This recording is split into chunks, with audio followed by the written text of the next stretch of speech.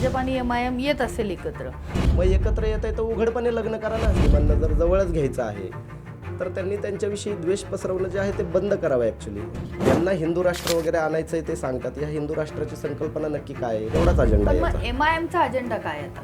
MIM कुठल्याही परिस्थितीमध्ये सत्तेमध्ये येऊ शकत नाही. पाठिंबा देणाऱ्यालाही लाज राहिली नाही आणि पाठिंबा मागणाऱ्यालाही लाज राहिली नाही. समाजाचं राजकीय प्रतिनिधित्व करणाऱ्या पक्षाच्या नेत्याला हे कळत नाही का? नेत्यांना सगळं कळतंय, नेते जनतेला मूर्खात काढतात.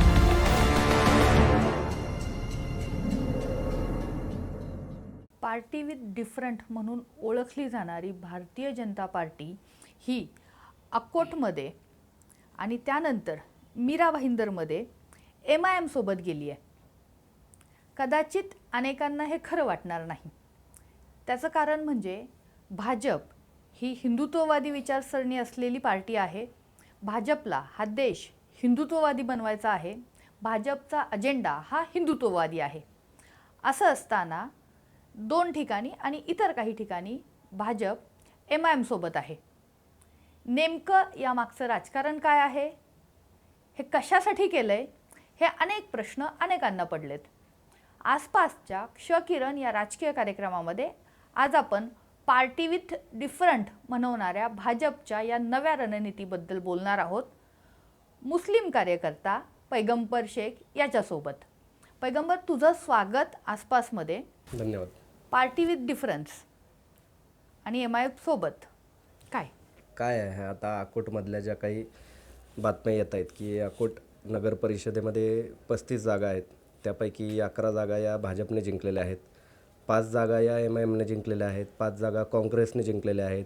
शिवसेना शिंदे गट 1, त्यानंतर शिवसेना उद्धव बाळासाहेब ठाकरे 2 अशा वेगवेगळ्या पक्षांनी ज्या आहेत त्या कमी अधिक प्रमाणामध्ये जागा जिंकल्यात.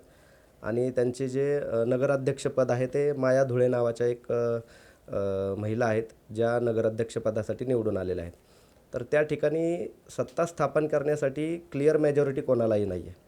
मग सोबत घ्यायचं कोणाला? मग घ्यायचं त्यांना ज्यांच्यामुळे आम्हाला देशभरामध्ये वेगवेगळ्या ठिकाणी सहकार्य होतं आहे.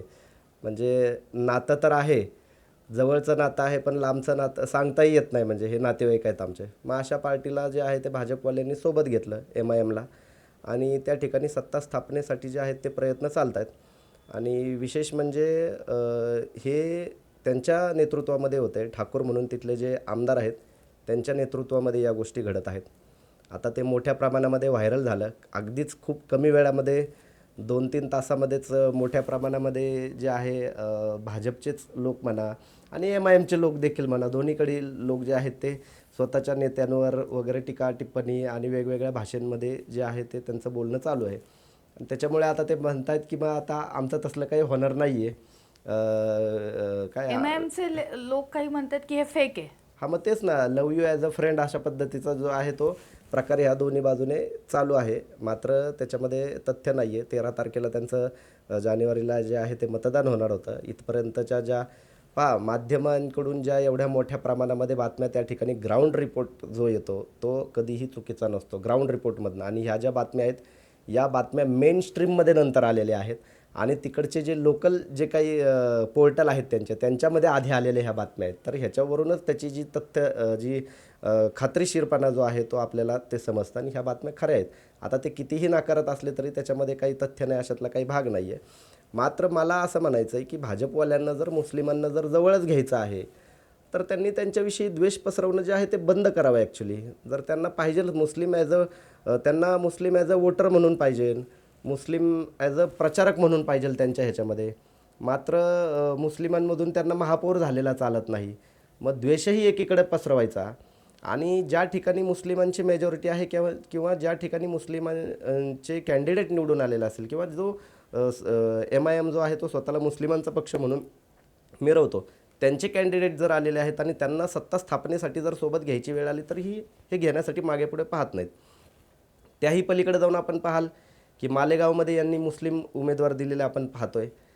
मागच्या 2017च्या निवडणुकीमध्ये 45 मुस्लिम उमेदवार जे आहेत ते भाजपने दिलेले होते मालेगावमध्ये. यावेळेस देखील त्यांनी मोठ्या प्रमाणामध्ये. थोडं थांबवते. हे जे भाजपचं राजकारण आहे, मुस्लिम उमेदवार द्यायचे, मुस्लिम स्वयंसेवक संघ नावाचा एक अजून एक प्रकार सगळा आहे. तर हे राजकारण थोडं समजून सांग. विषय कसा आहे की भाजप हा पक्ष पूर्णपणे सत्ता पिपासू आहे हे तर आपण पाहतोय. हे ज्याच्यावर टीका करतात त्यांच्याच मांडीला मांडी लावून बसतात. एकीकडे सांगतात 70,000 कोटीचा घोटाळा केला आहे, त्यांना स्वतः सत्तेमध्ये सामील करून घेतात. एकीकडे सांगतात माजी मुख्यमंत्री होते, त्यांनी आदर्श घोटाळा केला होता, त्यांना देखील सत्तेमध्ये घेतात.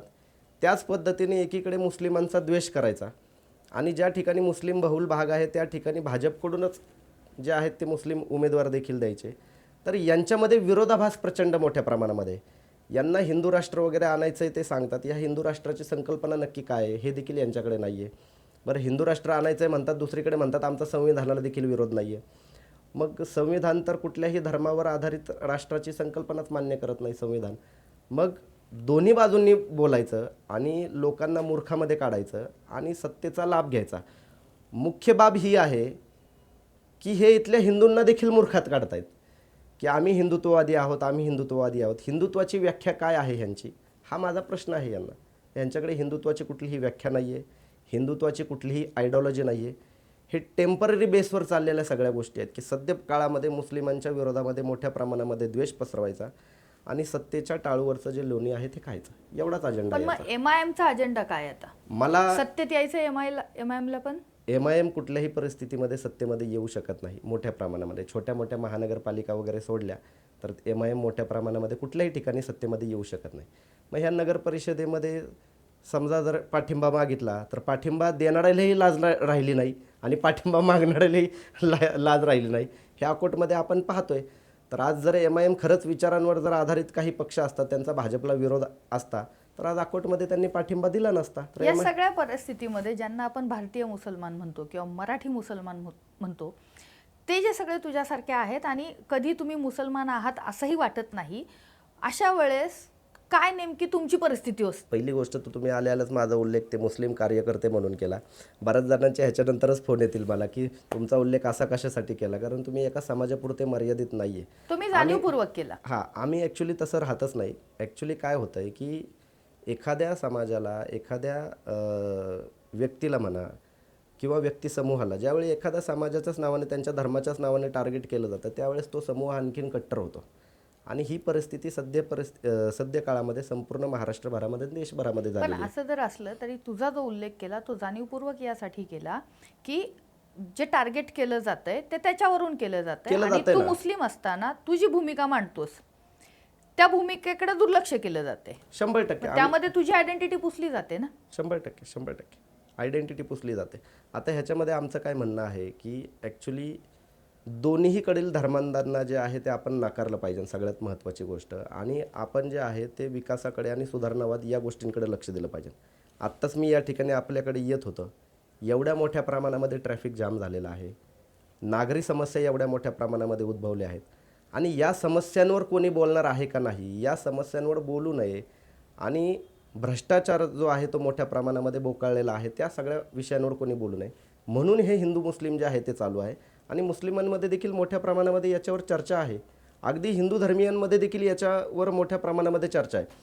मात्र प्रत्येक ठिकाणी ही जी हिंदुत्वाची लाट निर्माण झालेली आहे, आपण आधी पाहायचो की नॅशनल लेवलवर काही नेते जे आहेत ते या विषयावर बोलायचे. आजकाल गल्लीबोळामध्ये जे आहे ते हिंदुत्वावर बोलणारे नेते जे आहेत ते तयार झालेले आहेत आणि बरेच जण राष्ट्रप्रथम वगैरे म्हणून मिरवत होते. मात्र या निवडणुकीमध्ये आपण पाहिलं की ज्यांना उमेदवारी मिळाली नाही ते राष्ट्रप्रथमवरून डायरेक्ट तिकीट प्रथमवरून जे आहे ते येऊन थांबले. बऱ्याच जणांनी जो आहे ते हिंदुत्व वगैरे जे आहे या गोष्टी, विचारधारा ज्या आहेत त्या बाजूला ठेवल्या, पक्षांतर केलं लगेच. म्हणजे सोपं किती आहे ते पहा की राजकीय नेत्यांना सोपं किती आहे की काल ते सेक्युलर विचारधारेचे असतात आणि दुसऱ्या दिवशी त्यांना पक्षामधून उमेदवारी मिळाली नाही किंवा एखाद्या ठिकाणी त्या पक्षाला आता मतदान पडणार नाही हे जसं त्यांच्या लक्षात येतं, लगेच ते एका पक्षामध्ये उडी मारतात आणि लगेच हिंदुत्ववादी होतात. आणि मग त्या हिंदुत्ववादी पक्षामध्ये असणाऱ्या ज्या एखाद्या नेत्यावर, कार्यकर्त्यावर अन्याय होतो, तो एवढ्या दिवस गेल्या 10, 12, 15 वर्ष हिंदुत्ववादी म्हणून मिरवत असतो सगळीकडं. तो अचानक जो आहे त्याला उमेदवारी मिळाली नाही म्हणून याच्यावर अन्याय होतो आणि हा लगेच सेक्युलर होतो. म्हणजे मला समजत नाही की विचारधारा नावाचा काही प्रकार राजकारणामध्ये आहे की नाही. समाजकारणामध्ये तर आहे, मात्र राजकारणामध्ये हा विचारधारा नावाचा प्रकार नाही. राजकारणामध्ये कोणी कोणाचा मित्र नसतो, कोणी कोणाचा शत्रू नसतो, बरोबर. मग अशा पद्धतीनं जर भाजप आणि MIM येत असेल एकत्र, अकोटमध्ये असेल किंवा मीरा भाईंदरमध्ये पण एकत्र येण्याची जी चर्चा सुरू आहे, इतर ठिकाणी त्यांचे काही प्रयत्न चालू असतील, तर प्रॉब्लेम काय? राजकारणामध्ये कोणी कोणाचा शत्रू नसतो, कोणी कोणाचा मित्र नसतो, हे तुमचं म्हणणं बरोबर आहे. पण हा नियम जो आहे तो जास्त करून नेत्यांसाठीच फक्त लागू होतो आहे. या राजकारणाच्या पायी गेल्या तुम्ही 10-15 वर्ष ज्या विचारधारेची प्रचार करताय, ज्या आयडिओलॉजीवर तुम्ही ठाम राहताय, ज्याच्यासाठी तुम्ही जीव देव असं पद्धतीनं बोलताय, त्याच्यामुळे किती लोकांनी एकमेकांची डोकी फोडली ते तुम्ही पाहिलं आहे का? किती जणांनी किती संसारांची वाट लावली ते पाहिलं आहे का? आपल्या ठिकाणी किती ठिकाणी दंगली झाल्यात हे तुम्ही पाहिलं आहे का? मग या सगळ्या गोष्टी विसरून जर तुम्ही पुढे जाणार असाल तर मला म्हणायचं आहे काय, मग जे नितेश राणे जे काही बरळत असतात की आता हे महापौर ही जर निवडणूक जिंकले ठाकरे तर इथे सत्यनारायणची पूजा पण घालणं अवघड होईल मुंबईमध्ये. म्हणजे एवढ्या मोठ्या लेवलची जी काही वाक्य केली जातात, एवढी मूर्खपणाची वाक्य, संग्राम जगतापसारखी जे काही नेते मंडळी तुम्ही उदाहरण पाहता की ज्यांचे वडील मुस्लिम समाजाला सोबत घेऊन चालायचे, आज त्यांचा मुलगा दिवसरात्र मुस्लिमांच्या विरोधामध्ये द्वेष जे आहे ते उघडत असतात. तर मला म्हणायचं आहे काय की या सगळ्या गोष्टी तुम्ही कुठे काउंट करणार आहात की ह्यांच्यामुळे जे समाजामध्ये दुही निर्माण झाली, समाजामध्ये जो द्वेष निर्माण झाला, हा आपण भरून कुठल्या ठिकाणी काढणार आहोत? एकत्र येण्याबाबतीत काहीच आक्षेप नाही. मग एकत्र येत आहे तर उघडपणे लग्न करा ना. समाजाचं राजकीय प्रतिनिधित्व करणाऱ्या पक्षाच्या नेत्याला हे कळत नाही का? नेत्यांना सगळं कळतंय, नेते जनतेला मूर्खात काढताय. मी तुम्हाला काय म्हणतोय की ह्याच्या मागे खूप मोठा भांडवलवाद लपलेला आहे. आज महानगरपालिकांचं जर बजेट पाहिलं तर साधारण पुणे महानगरपालिकाचं जे बजेट आहे ते 4,500 कोटीचं होतं, ते आता 9,500 कोटीचं बजेट पुणे महानगरपालिकेचं झालेलं आहे. आता एवढ्या बजेटमध्ये काही जण म्हणतात आमच्या एखाद्या प्रभागामध्ये काहीतरी 10 कोटीचा विकास केला आहे, एखाद्या प्रभागामध्ये 50 कोटीचा विकास केला आहे. तो विकास तर दिसत नाही. मग भ्रष्टाचार मोठ्या प्रमाणामध्ये झालेला आहे. मग या सगळ्या गोष्टींकडे जे आहे ते लक्ष न देण्यासाठी ह्या सगळ्या गोष्टी सुरू आहेत. बरं, या दोन्ही म्हणजे आता पुणे आणि पिंपरी चिंचवड दोन्ही महानगरपालिकेमध्ये हे जे प्रमुख पक्ष आहेत त्याच्यामध्ये समाजाला किती प्रतिनिधित्व मिळाले, किती टक्के? मुस्लिम बहुल भागात देखील खूप मोठ्या प्रमाणामध्ये काही प्रतिनिधित्व मिळालेलं नाही आहे मुस्लिम समाजाला पाहायला गेलं तर. सगळ्यात मोठा प्रॉब्लेम काय, मी मागच्या वेळी देखील एका मुलाखतीमध्ये सांगितलं होतं की या देशामध्ये सगळ्यात सेक्युलर मतदार जर कोणी असेल तर तो मुस्लिम समाज आहे. मुस्लिम समाज सगळ्यांना मतदान करतो. मुस्लिम समाज हा मराठा समाजाला करतो, माळी समाजाला करतो, ब्राह्मण समाजाला करतो, सगळ्या समाजाला करतो. मात्र मुस्लिम समाजाला सगळ्या समाजाचे मतदान पडत नाही. अगदी तुम्ही पाहाल सय्यदनगरसारख्या भागामध्ये जावा, कोंडव्यासारख्या भागामध्ये जावा, या सगळ्या भागांमध्ये देखील बाबर जे आहेत, महादेव बाबर सारखे जे आहेत ते नगरसेवक निवडून आले. तुम्ही सय्यदनगरसारख्या भागामध्ये जाल तर शिवसेनेचे जे आहेत ते कॅन्डिडेट निवडून आले. तुम्ही मुंबईमध्ये देखील जाल तर कितीतरी ठिकाणी शाखा प्रमुख वगैरे जे आहेत ते मुस्लिम आहेत शिवसेनेचे, ठीक आहे. तर मग मला म्हणायचं आहे काय की मुस्लिम समाजाने राजकीय विचारधारेच्या बाबतीत ते कायमच सेक्युलर राहिलेले आहेत. मतदानाच्या बाबतीत एकदा ते मुस्लिमाला मतदान देणार नाहीत मी तर म्हणतो. मात्र मुस्लिमेतर जर कुठला कॅन्डिडेट असेल तर त्याला ते मतदान पहिलं देतात. आणि जर मुस्लिम कॅन्डिडेट एखादा हडपसर विधानसभा मतदारसंघ जर तुम्ही पाहाल त्या ठिकाणी, तर हडपसर विधानसभा मतदारसंघामध्ये मुस्लिम कॅन्डिडेट 10-15 मुस्लिम कॅन्डिडेट उभे राहिलेले होते. अगदी वंचित बहुजन आघाडीने देखील मुस्लिम कॅन्डिडेट दिला होता. त्या मुस्लिम कॅन्डिडेटला वंचित बहुजन आघाडीने दिलं, त्याला काहीतरी 2,500-3,000 हजार मतदान पडलेलं आहे. आणि तुम्ही पाहताय चेतन तुपे जे आहेत ते घड्याळाच्या चिन्हावर निवडून आले. तर परिस्थिती अशी आहे की मुस्लिम समाज हा मतदानाच्या बाबतीत प्रचंड परिपक्व आहे. तो मुस्लिम कॅन्डिडेटला मतदान करेल याची कुठल्याही पद्धतीची शाश्वती नाही आहे. अगदी इम्तियाज जलीलसारखा उमेदवार जो आहे तो मुस्लिमांनीच पाडलेला आहे ना. मग ह्याच्या पलीकडे मुस्लिमांनी अजून दाखवायचं काय आहे? पण मग आता MIMला अकोटमध्ये का होईना एक्झाम्पल सेट करण्याचा प्रयत्न करणं का गरजेचं वाटतंय की त्यांच्यासोबत जे लोक अगदी थेटपणे बोलतात, ज्यांची विचारधारा अगदी स्पष्ट आहे, त्यांच्यासोबत छोट्या पातळीवरती का होईना सोबत जायला का, नेमकी काय गणित आहेत राजकीय असं वाटतं? ह्याच्यात छोट्या पातळीचा विषयच येत नाही. देवेंद्र फडणवीसांचे आणि इम्तियाज जलीलांचे खूप चांगले संबंध आहेत. वारिस पठाणांचे देवेंद्र फडणवीसांचे खूप चांगले संबंध आहेत. यावं एका मंचावर सांगावं आमची युती आहे बुवा. काय आक्षेप आहे? कोणाचाच काही आक्षेप नाही. समाजाच्या विरोधात मला म्हणायचं आहे काय, विकासाचं राजकारण हे विकासाने होतात. तर दोन समाजांमध्ये दुही माजून विकासाचं राजकारण कधीही होऊ शकत नाही. ॲक्च्युली झालं आहे काय की एका विचारधाराची ह्यांनी वोट बँक तयार केलेली. एक दिवस हे म्हणत होते की मुस्लिम वोट बँक म्हणायचे हे, ठीक आहे. आज परिस्थिती अशी झालेली आहे की हिंदुत्ववादी एक वोट बँक म्हणूनच त्यांच्याकडे पाहिलं जातं आहे आणि हे हिंदुत्ववाद्यांना समजत नाही आहे की आज त्यांच्याकडे एक वोट बँक म्हणून पाहिलं जातं आहे आणि कोणीही होतं आहे त्या लाटेमध्ये स्वार होतं आहे आणि त्यांची मतं घेण्याचा प्रयत्न करत आहे. आज बऱ्याच ठिकाणी तुम्ही पाहिलेलं असेल की ज्यांनी काँग्रेसचं 20-20, 25-25 वर्षापासून काम केलेलं आहे ते लोक या निवडणुकीच्या वेळी भाजपामध्ये गेले. का गेले भाजपामध्ये? कारण जी हिंदुत्ववादी विचारसरणीची जी मतदार आहेत ते मतदार त्यांना पाहिजेत फक्त. आता तोच जो विचार आहे तो मुस्लिमांच्या बाबतीत देखील केला जातो. त्याच पद्धतीची आता हिंदुत्ववादी वोट बँक जी आहे किंवा हिंदुत्ववादी विचारधारा मांडणारे जे मतदार आहेत ते फुटण्याची ही निवडणूक सगळ्यात पहिली निवडणूक आहे. कारण की मोठ्या प्रमाणामध्ये भाजपकडून उमेदवारी न मिळालेले जे हिंदुत्ववादी कार्यकर्ते होते बऱ्याच जणांनी अपक्ष फॉर्म भरलेले आहेत. तर ही पाहण्यासारखी गोष्ट राहील की हिंदुत्ववादी विचारधारेची मतं देखील फुटतात का नाही फुटत. गेल्या अनेक वर्षापासून आपण पाहतो की सेक्युलर विचारधारा, उदाहरणार्थ काँग्रेस घ्या, राष्ट्रवादी घ्या, आता त्याच्यामध्ये पण 2 गट पडले, त्याच्यानंतर आम आदमी पार्टी घ्या, समाजवादी घ्या, असे अनेक पक्ष निर्माण झाले. मात्र ही विचारधारा कुठली आहे? सेक्युलर विचारधारा आहे. आज हिंदुत्ववादी विचारधारेला पॅरलल असे पक्ष कुठले उभे राहिले आपल्याकडे? कुठलेच उभे नाही राहिले. अजूनही भाजपच्या हिंदुत्वाला ब्रेक करणारं नवीन हिंदुत्व महाराष्ट्रामध्ये आणि देशभरामध्ये उभंच राहिलेलं नाही. त्याच्यामुळं हिंदुत्ववादी मतांचं जोपर्यंत विभाजन होत नाही तोपर्यंत या महाराष्ट्रामध्ये या देशामध्ये काही घडेल असं मला तरी वाटत नाही. पण दुसरीकडे कदाचित असं समजूयात का आपण, समजायला काही हरकत नसते ना, भाजप आणि MIM खरंच जर सगळीकडे एकत्र आले तर त्यांचा मुसलमानांकडे बघण्याचा दृष्टिकोन बदलेल. मुळात एक लक्षात घ्या, कुठल्याही समाजामध्ये ही एकसूत्रता कधीही नसते. MIMला मानणारा वर्ग संपूर्ण भारत देशामध्ये मुस्लिमांपैकी जर पाहाल तर ते 5 ते 10% वर्ग आहे MIMच्या मागे आहे. संपूर्ण मुस्लिम समाज नाही. कितीतरी विचारधारा जी आहे ती MIMची आम्हाला देखील आवडत नाही. अगदी असदुद्दीन ओवैसींनी जे ट्रिपल तलाक बिलाला जो विरोध केला होता त्या सगळ्या गोष्टींवर आम्ही सडाडून टीका केलेली आहे. असदुद्दीन ओवैसींच्या सभेमधले जे काही ते बोलतात काही मुद्दे त्यांना कितीतरी वेळा खोडून काढलेले आहे. वारिस पठाण यांनी मध्ये कुठल्या तरी ईद ए मिलादमध्ये काहीतरी तलवार वगैरे दाखवली होती, त्याच्यावर देखील आपण निषेध व्यक्त केलेला आहे. तर ह्या सगळ्या ज्या काही विचारधारा आहेत त्या विचारधारा मुस्लिम समाजा पटतातच अशातला काही भाग नाही आहे. त्याच्यामुळं मुस्लिम समाजाला काहीतरी MIM रिप्रेझेंट करते हा खूप मोठा गैरसमज आहे. अगदी असदुद्दीन ओवैसी जे आहेत ते देखील मुस्लिम समाजाला रिप्रेझेंट करत नाही. मुस्लिम समाजाचे देखील वेगवेगळे परिप्रेक्ष्य आहेत आणि त्या वेगवेगळ्या परिप्रेक्ष्यातून आम्ही मुस्लिम समाजाचा सुधारणावादी चेहरा सांगतो की मुस्लिम समाजामध्ये पुरोगामी लोक आहेत, सुधारणावादी लोक आहेत आणि ती विचारधारा रिप्रेझेंट करण्याचा आम्ही प्रयत्न करतो.